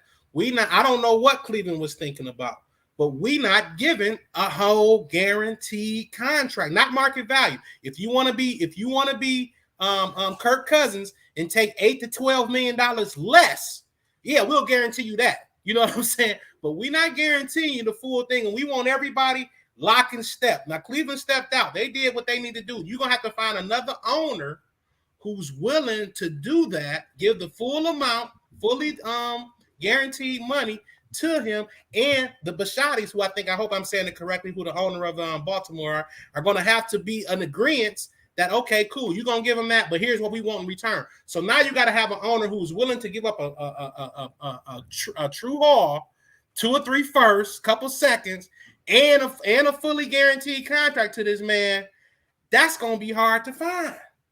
No, it's gonna be hard to find. But the thing about it is, we didn't think that Deshaun Watson, and I'm speaking as a Falcon fan, we didn't think Deshaun Watson was gonna go sit over there and the Browns are gonna cop up that $230 million fully guaranteed. No, we didn't. But you see what happened. Everybody when it got to that point, everybody else walked away except for them. Well, but the only reason why the Falcons walked away, because first of all, I don't even know why we even answer the call, baby. I always say if even though this one call that you always have to answer. When God called, you got to answer that call. But this call, y'all could have put him on hold waiting and left him on hold, okay? Jesus. Y'all have to do all of that. You gonna put Jesus on hold? No, we can't put Jesus on hold. Jesus don't put Jesus on hold. Don't put Jesus on hold. As long as you put him on hold, he might stop your heart. Look, okay? Because look, I'm gonna tell you right now.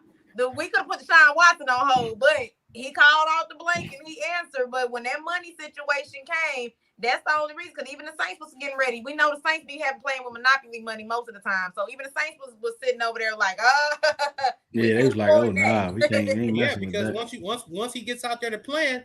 We ain't even factored in the protest costs. How we gonna have to defend against these protesters? Yep. How we gonna have to defend against all these folks? It's gonna be crazy. Yeah, I'm not gonna be. I won't be surprised if they flex that game, man.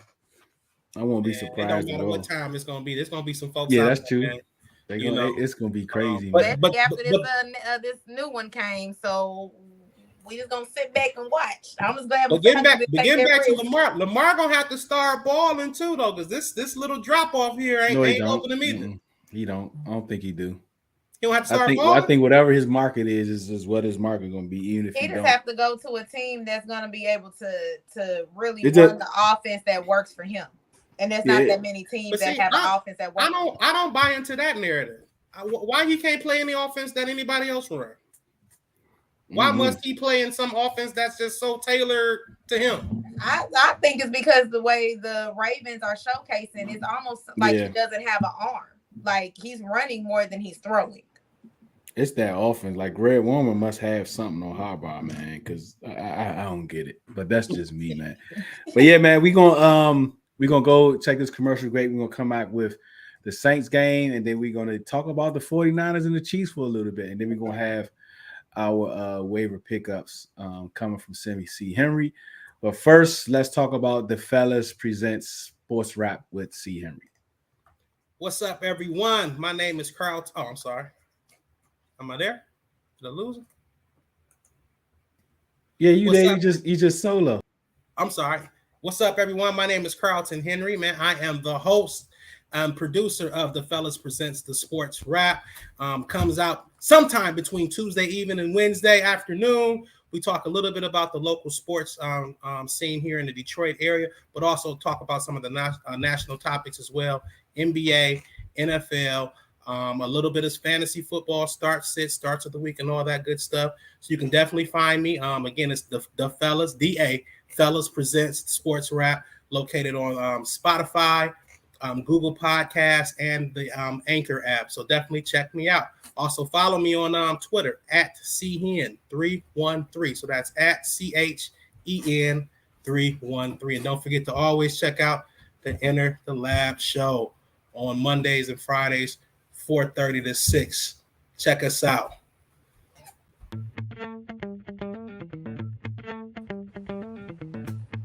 The calendar says that summer is ending soon, but we're still outside. So when it's time to hop in your ride, make sure you book the best mobile detailing service in the DMV, Miles Detailing. Call 240-273-4018 or contact on Instagram at Miles Detailing to book your service today. Mention Red Zone in the Lab podcast for 10% off detail services only.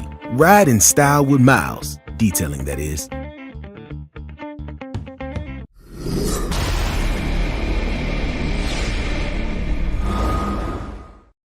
Welcome back to Red Zone in the Lab with Deuce.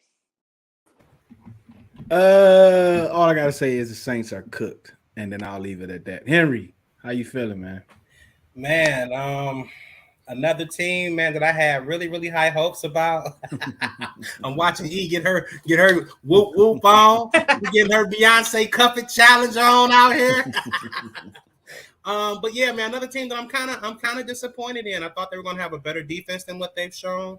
I thought that when you talk about the quarterback position, we looked at Jameis Winston. We were everyone's been kind of pulling for Jameis to have some success in this league. This is a situation where he was going to have decent coaching, decent receivers, a decent defense. So we thought that there was definitely some a shot at success for him, but it just hasn't worked out, man. He done broke his back or something.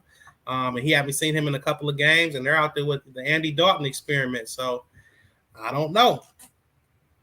Let the ginger play. All I'm gonna say is this: as a Aints non-level, I'ma really say this. When they came and played us that first game, there was some moral disrespect. See, when you disrespect a team that you only won by one, it's a thing that's called karma. It comes back on you. And that's what's going on. No, again, shout out to Chris Olave. I really wish that was Drake London kind of getting those targets.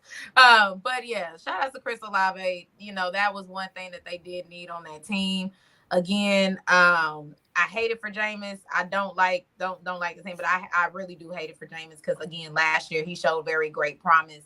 And to kind of see this major regression from him, it's sad, honestly, with that. So hopefully he does heal up because a back injury is nothing not to play with. Tony Romo can be an attestation to that as he had that back injury and lost his job to Dak Prescott. So I don't think he's gonna lose a job to Andy Dalton, but at this point in time, just stick a fork in him and let it go. With that. Shout out to K and KK. Y'all got D-Hop back. He balled out too. Yeah, yes, and shout out to whoever did that Superman in the background and landed in the end zone after that interception. That was crazy. That was crazy. That was a crazy shot, man. Every time they showed the video, all you could do is see a dude like that was off the pick six, wasn't it? Yeah, that's not off the pick six. Yeah, that was crazy. That was funny. I ain't gonna lie to you. That was hilarious. So, let me ask y'all a question though before we go to oh no, go ahead, Henry. My bad. I forgot you ain't going. No, go ahead. I didn't have anything else on this one. Yeah, me either. Just one thing with this one. How soon do they go to Taysom Hill to be the actual starting quarterback? They're not gonna go to Taysom Hill to be the actual starter. They wanted to do that. They would have picked him over Andy Dalton. It was a reason why they brought Andy Dalton to there. They weren't finna do the Sean Payton Tyson Hill experience. Dennis Allen is not finna do that. So you might see him on a couple of fakes and as we call it, the dog, the dog pound, or I forgot what the hell we call it. Shit. I'm just laughing at him. Taysom, I don't know. You know what? Taysom last year, man, I don't know if he's a full-time starter in this league. To me, he's more so of a backup or a novelty type of guy. And we saw last year when he got extended snaps out there, he was prone to get injured, man. He had concussion problems. He had little nagging injuries here and there. So I think how they're using him kind of as a specialized type of player, a little bit of tight end, a little bit of running back, a little bit of wildcat. He does have an arm, so he can surprise you a little bit with the throwing. So I think that's probably his best usage as kind of a novelty player, change of pace. And he got to stop vulturing my boy Alvin Kamara for them touchdowns, though, man. We really need them, man. Damn. That's the truth. Shout out to the fantasy owners.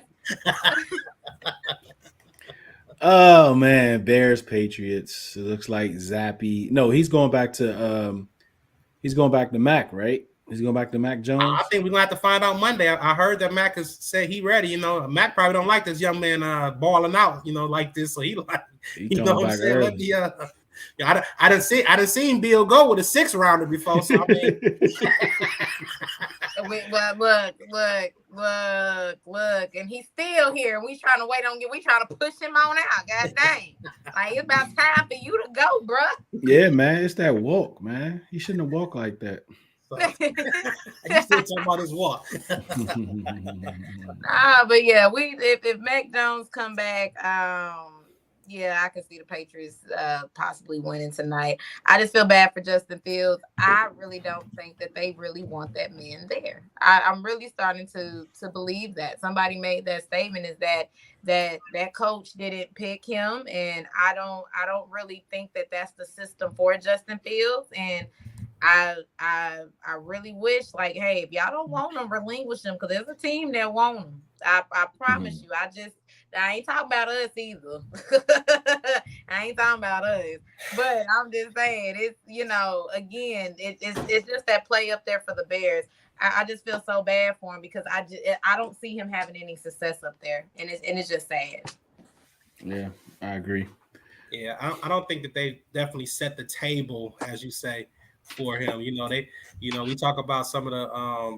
I'm sorry, I was having technical difficulties. We talked about CMC going out to San Fran, and adding a piece to this year's team, but also being something that Trey is going to be able to use going forward. We talk about Joe Burrow and how they've kind of set the table for him in Cincinnati with T. Higgins and Jamar Chase, and they already had a mix in there. It doesn't look like Chicago is really setting the table for him. They didn't really go out and get any wide receivers in free agency or during the draft. They got some guys, Velus Jones, I think in the 3rd or 4th round from Tennessee, but a guy kind of nondescript type of player. Yeah. So it's going to be tough for him. They're also kind of going the ground and pound type of style of football, kind of like they do it in Atlanta. And I think, again, with his skill set, him kind of having that dual threat skill set, that probably works out best for them because they have limited pass catchers. Besides Darnell Mooney, who can you say can consistently get open in that offense? I don't really know. Cole Kmet ain't quite did it.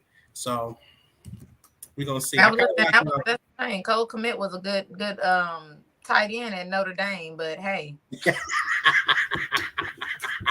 they don't look good at all, man. But what are they? They 2-4? They got 2 wins. Let me see. Dang. They beat San Fran on opening week, and then they beat someone else, didn't they? No, they got it. Didn't they have they didn't have a tie, did they? No, I don't think the Bears had a tie. That's messed up. My bleacher report's not on my iPad. I thought they had 2. I think that we're the only ones holding the bottom of the NFC. Yep. They 2-4. Yeah, it's only one of us holding it down. Yeah, they squeaked out a couple wins. You never know, man. But let's talk about our ETL game of the week. Chiefs versus 44, 49ers 23. I've said since the Spaces, when they first traded for him, we was on the Spaces, I said this was a desperate move. This is outside of what the Shanahans do. They never do this. They never acquire a high price running back. They never trade for a high price running back. The Rams was the team right below them. They was barreling down. They was about to add them. And then the 49ers came in. They added that extra couple picks. I think this is a desperate move. I don't think it moves the needle as much as most people think. I think it does move the needle a little, but not as much as people think. And if they come out here and they lose to the Rams next week, it's going to be some fire. Like, I think it's going to go crazy. And especially if they go on like a 3-game losing streak, at what point, and especially if they don't, and I'm going to end with this, if they don't make it to the Super Bowl, at what point do we talk about Kyle and his job? But I'm going to go to E because she knows little more about, well, I think I know more about Shanahan, but she got a little taste of Shanahan. How you feel about this move with CMC and the 49ers? Because I don't think we need to talk about the Chiefs. I mean, Mahomes is Mahomes. I don't think we need to talk about the Chiefs. They showed us why they showed us why nobody really can't touch them right now. In all essence, let's be for real. So, like I said earlier, and I said this to a lot of people. The San Francisco's 49ers, they sold their house to Beverly Hills with their Christian Louboutins, they Chanels, they Valentinos, and all of that. They done sold the whole house to go move over there to Inglewood and be po for 2023. Because for you to do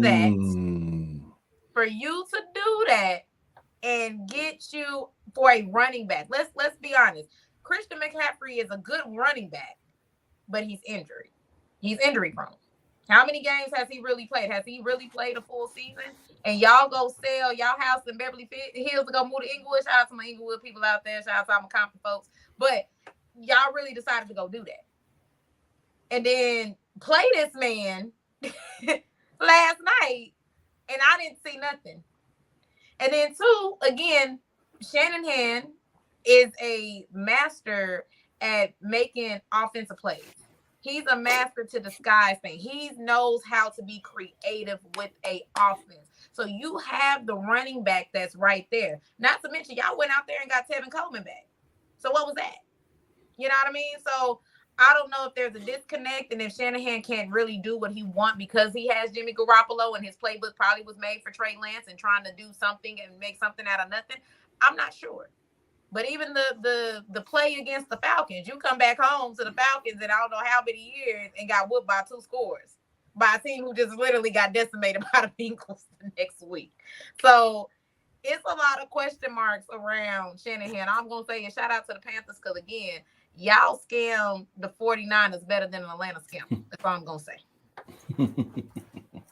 Because they don't have nothing but compensatory 3rd-round picks, a 5th-round pick, and only 1 6th round, and then 3 7th round. Y'all don't have a draft next year.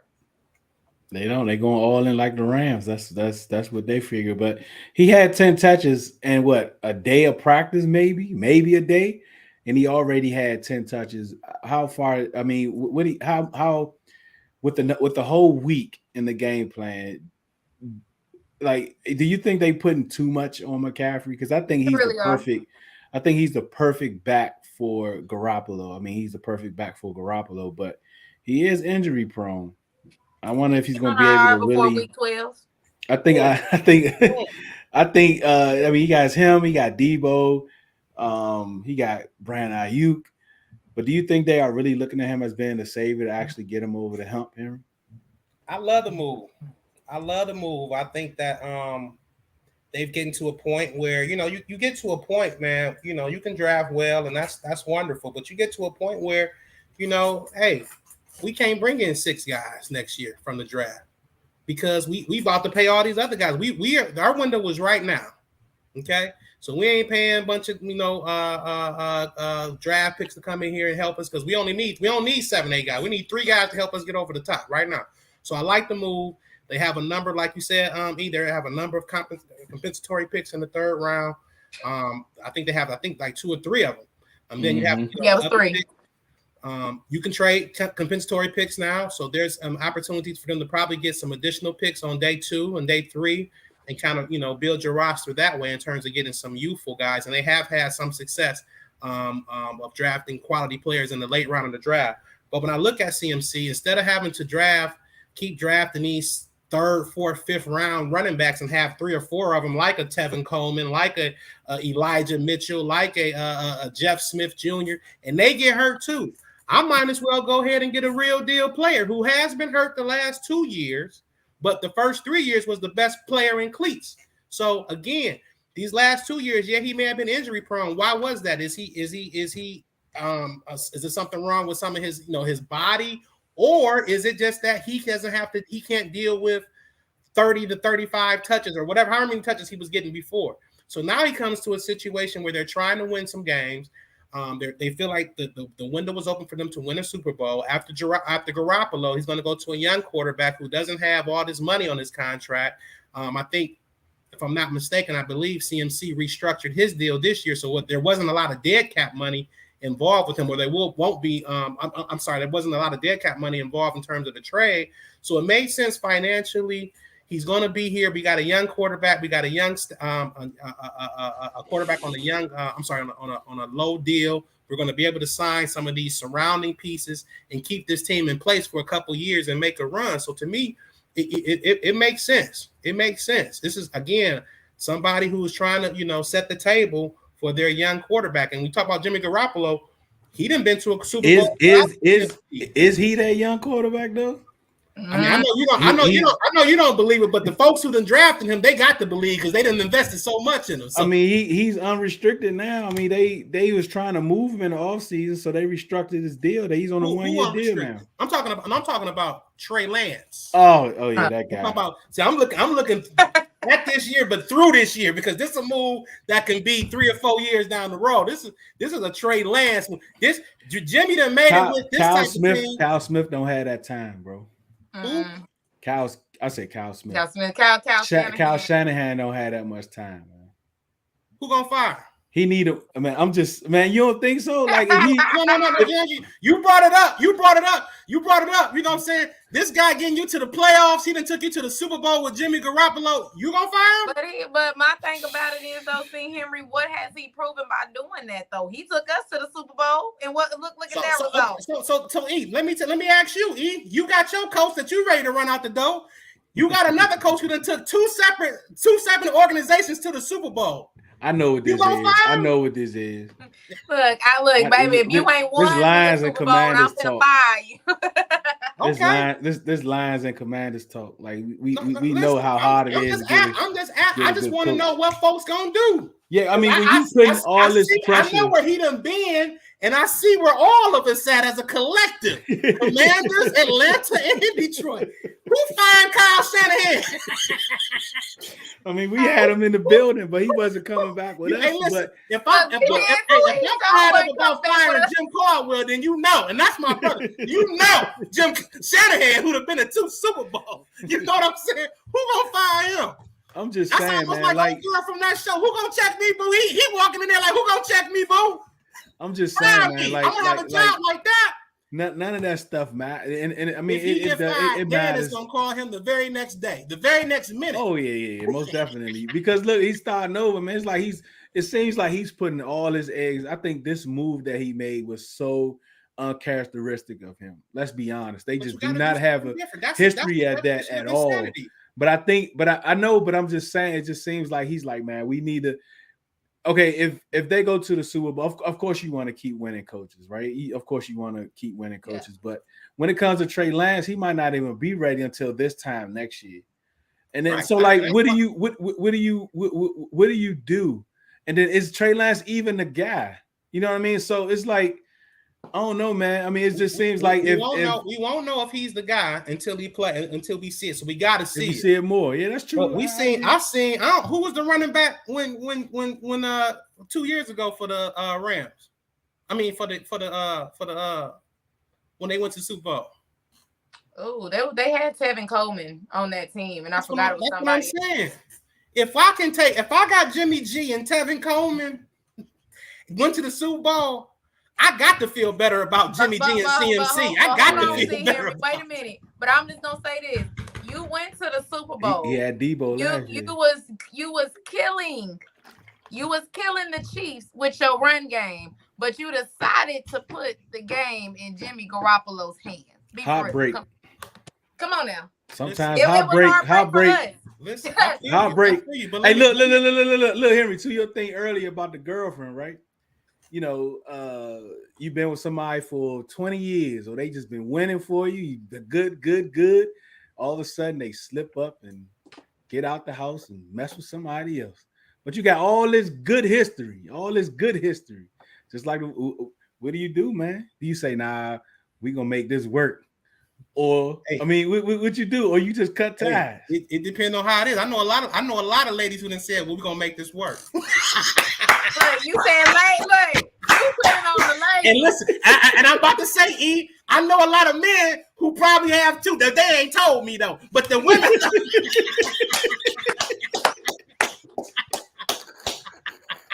They ain't let the cat out the bag. My top 3 friends who but one tell me they ain't told me, so they ain't happened to them. But I'm sure it's gonna happen to somebody else though too. But let me tell you this, man. Before we get through things, hallelujah, amen. Before we had a lot of. Before we move to our they will stay. How about that? Man, look, before we move to the fantasy, man, I just want to say this. If they don't make it to the playoffs, or they make it to the playoffs, they lose in a wild card round. This has to be one of the most disappointing seasons ever. Yep. Do you think they can take another year of Shanahan? Or you think they just gonna have to? Because it's like, what else is out there? Because look, who's gonna want to come there with nothing? Like they have no draft, they have no first round picks for the next couple. It's like, What you need though? Look at what you got an offensive line, you got a defense, you got defense looked real bad yesterday. I mean, that's against, they was number one before they ran up against Patty the Great. You know what I'm saying? So I mean, that's Patty true. Make everybody kind of look like that. That's true. But you got everything, you got everything set up. Yeah. Maybe I can. Maybe you need a quarterback. No, my thing is I can see that and I can understand that. But the thing about it is, even if they have everything set up, you're only going to get one more opportunity. So if this window is closed for them, you really only got next year. But if you need depth or anything like that, you can do it, but you really can't do it. Why are you limited to 1 year? The reason why I'm limited to 1 year is because people gonna figure out San Francisco and shut them down. So that's what I'm saying. Like, okay, so say Trey ain't the guy. Now we already know before this year happened, they was trying to get Tom Brady out there. Tom just came out and screamed to everybody, I don't care what's going on, I ain't retiring. Flat out. F them kids, F them wife, I ain't retiring. I am out here to play football, okay? And look, and the thing about it is he should have stayed retired because you one hit away from being back home. But what I'm saying is, what happens if the opportunity, because I think his years are up in Tampa Bay. At this year, he got to make a done. decision. Come on. Yeah, he's done. He's done, man. But what if he wants to go? What if they want him in? What if they want him out there? They're going to get him. But then to your point, what does that say about your boy? Exactly. To who? Say about who? Lance. Oh, it don't say nothing. It say that this guy 40 years old and listen, he done forgot more football than you may ever know, young blood. So let me sit down here while you ain't getting paid. Sit down here for a year and learn from this man. That's what it means. Look, I'm gonna say it just like this. If Brady don't happen, I'm aiming for the knees. Crazy. All right, man. Let's go to a commercial. Then we gonna come back with the fantasy waiver pickups from C. Henry. Y'all crazy, man.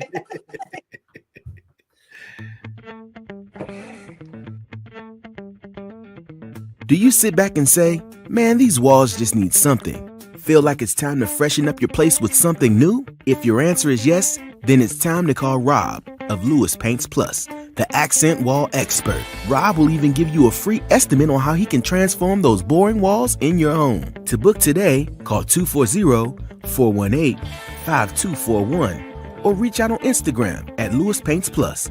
And for 10% off, tell him Red Zone sent you.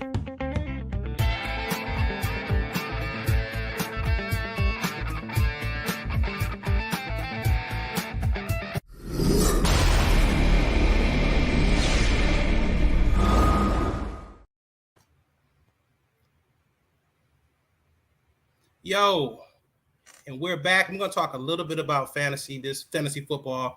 I'm going to talk a little bit about some of the folks who had outstanding performances last week. I'm going to call them the studs. I'm going to go through them very quickly. Let's talk about our first stud at the quarterback position. Got to go with Joe Burrow, man. Had a great day. 483 yards passing, 3 touchdowns. Also added a touchdown on the run. I mean, this guy was awesome last week.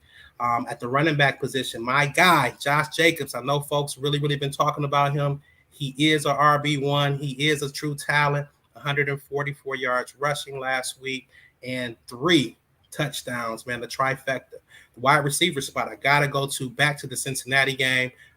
There was a couple of great recipients of all that passing that Joe Burrow was doing. And first and foremost, we got to talk about Jamar Chase, 8 catches, 130 yards, 2 touchdowns. And also got to talk a little bit about Tyler Boyd, 155 yards total receiving and 1 touchdown. So he had his monster game of the year. Welcome to fantasy football this week, Tyler Boyd. Let's talk about the tight end spot. And again, my 2 favorite guys. I get a lot of crap because I told folks that I would take George Kittle over Travis Kelce. I got to walk it back because the availability is your best ability. But George Kittle had a great game this week. Got to give him a shout out. 6 catches, 98 yards, and 1 touchdown. Travis Kelce also 6 for 98 in that same game. Let's talk about the duds, man. I'm going to bring it real close to home and talk about my man, Jared Goff. He was out there with a bunch of Willie lumps, and they didn't help him out, and he didn't help himself. 228 yards passing and 4 turnovers. 4 turnovers, 2 interceptions, and 2 fumbles. My man, James Robinson, have been leading the backfield in Jacksonville for the beginning of this season, but hey, the tides have turned. It is now Travis Etienne time out there. My guy got 0 touches, 1 target, no yards, no nothing, donut style.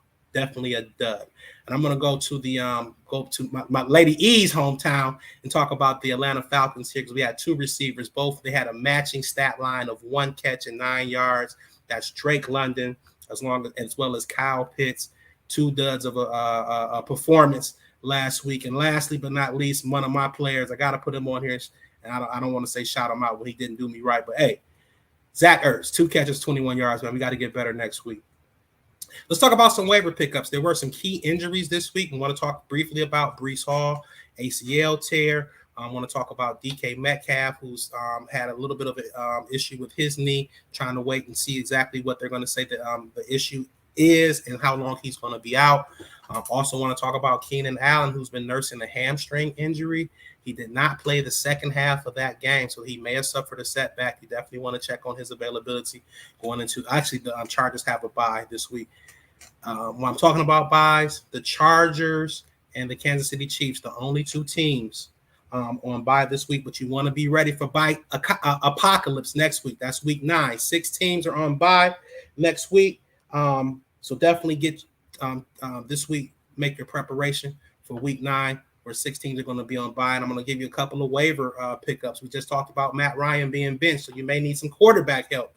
You're not going to have Patty Mahomes out there. You're not going to have Jeffrey Herbert out there this week. So let's talk about some quarterbacks who can help you. First and foremost, it's one game that really stands out. I want both of these quarterbacks if I'm in need for a streamer, and that's my guy and your guy's Deuce's guy, Danny Dimes, Nickels, Pennies, whatever you want to call him. Danny Jones is playing the Seattle Seahawks this week. I expect a lot of offense in this game. The Seahawks do not have a great defense, so definitely check out Danny Dimes and keep it in that game. If Geno Smith is still available on your waiver wire, you might want to pick him up this week.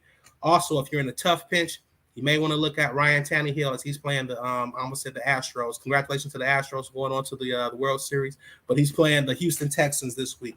Some wide receivers that you want, some running backs that you may want to look at. We talked about Breece Hall and his injury.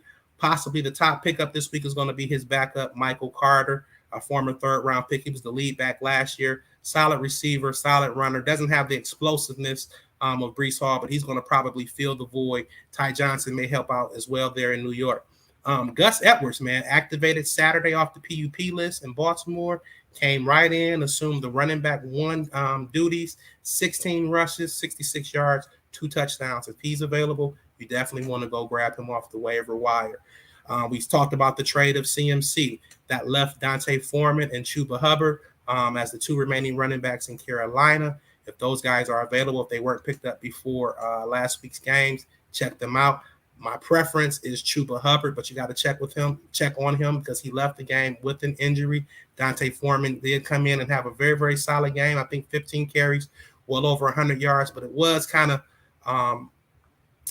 don't be deceived. It was a 60-yard run in there as well. So Chuba was kind of getting it done, and Chuba gives you more receiving upside. Also, I got to give a shout out to Deuce, man. I'm going to tell you, this guy may have been on rosters and he may have been dropped because he went to 2 or 3 weeks of very, very low activity, but I am going to trust my eyes and I'm going to trust the talent of Antonio Gibson in Washington. Yes, I know Deuce likes Brian Robinson as the RB1, and he wants to see Gibson in more of a kind of a change of pace role, and that may be saving him from himself. You limit his touches, there's less chances for him to fumble the football, but he's got juice, and he is a factor in the receiving game, being a former receiver from Memphis, so you definitely want to check out Antonio Gibson this week. The wide receiver spot, we talked about Keenan Allen not finishing that game. I did not talk about Mike Williams, who left that game with a high ankle sprain. It is expected that he's going to miss a few games this week. A few games going forward. So you might want to definitely look at some of the backups there. Josh Palmer is there. Dale Carter is there. Also, if you need some help at the wide receiver spot, you might want to see if Jacoby Myers is on your waiver wire. He's missed a couple of games, but the games that he's played, he's been a top 20 wide receiver, and he seems to have a good rapport with Matt Jones, who may be coming back tonight in the Monday night game. Also, a couple guys you want to keep your eyes on. Chase Claypool, who had a good game 2 weeks ago. George Pickens, the rookie receiver in Pittsburgh, who had a good game a couple weeks ago and also had a touchdown yesterday. Keep these guys on your radar. Why? Because they're starting to warm up, number one. Number two, there may be a trade. There's a lot of chatter about Chase Claypool being traded to one of these wide receiver needy teams. And if he's traded and becomes maybe a wide receiver 1 or wide receiver 2 and more of a pass heavy team, his role can increase and his value may increase. If he leaves Pittsburgh, that means that George Pickens is going to be moved up a rung on the wide receiver depth chart, if you will, becomes the number 2 guy to Deontay Johnson. And again, he's already had that rapport with Kenny Pickett, seems to be more of the big play receiver in that offense. He would be a great guy to grab and possibly stash. Last but not least, the tight end spot. We know that's been a tough spot for guys to add quality talent. Again, guys like George Everett is not going to be available this week. Kelsey is not going to be available. So you may have to go into this pool. One guy that you might be able to get, Evan Ingram. From the Jacksonville Jaguars, starting to get a little bit more of that target share out there and showing some capabilities and some putting up some points out there for you. I think last week he had 6 catches for 40 yards. Also, the tight end from Denver, Greg Dulcich. Besides, we saw a little bit of a revival from Jerry Jeudy last week, but besides Cameron Sutton, this guy the last 2 weeks has been the most consistent receiver out there for Denver. So you definitely want to pick him up if you have a tight end. And last but not least, for my man, Darren, who was in the chat saying he may need a defense. This is going to be real unconventional. And when I saw it myself, I couldn't believe it, but I grabbed him and I had to throw him out there because there was other better defenses available. The Carolina Fire Sale Panthers. Yes, look them up on your scoring in your league. I'm not going to guarantee because the settings are different, but they're probably somewhere around the top 10 on your settings. They put up points. They just held the Tampa Bay Buccaneers to 3 points. Brian Burns is out there sacking guys, and they put quality pressure on the quarterback. And again, they keep that scoring down. So definitely check for them as a possible defense to pick up this week, man. And those are your keys to victory, your waiver pickups for week 8. There we go. And that waiver pickup will be available tomorrow morning on its own clip. For all of you that wasn't able to see it, you will be able to see it. And that is a wrap. E, any last thoughts from you? All I'm going to say is this NFL season is feeling kind of different than normal before. There's some weird stuff going on in the NFL, and right now this is our enjoyment. You know, NBA is back. We got the MLB with their playoffs. Shout out to the Houston Astros. I'm an Astro fan right now, so they can whip them Phillies. You know, hockey that started. I don't watch hockey, but for all my people that watch hockey, you know, shout out to hockey. And then we're getting close to finding out who's going to be the new national championship, even though it's going to be my dogs. But we got some exciting time in sports right now, and let's just sit back and enjoy, because I don't know about y'all. I'm chilling so I don't get fined. Henry. Hold on, Henry, you went on mute. I'm sorry. I just want to say congratulations to all the teams who are still in the mix, who are still playing meaningful football here before November 1st. Appreciate that. I just want to, say, hey, shout out to y'all, man. Y'all keep doing what y'all doing, man. Y'all try to put off that draft talk as long as possible. I don't want to talk about draft. It's too early. You know what I'm saying? It's too early. And secondly, I'm going to give y'all one last fantasy tip. Watch out for who folks drop. When you combine bye weeks, injuries, and underperformance, man, it forces folks to make tough decisions. Like I had to last week. Who will be out there, and it happens to the best of them. They got to drop somebody worth a damn. So watch folks who are dropped. That's all I got for y'all. Have a wonderful week, man. Appreciate that, Henry. Appreciate you, E. Appreciate Slim out there, Mayo. They'll be back on Friday. Appreciate all you guys out there for listening. Thank you all for watching. This has been Enter the Lab live show. I'm Deuce. That's Henry. That's E. We appreciate you. One beat, one sound, one heart, one love. Enters the Lab live show will be airing Monday through Friday, 4:30 p.m. to 6 p.m. Eastern Standard Time. head over to www.redzoneinthelab.com.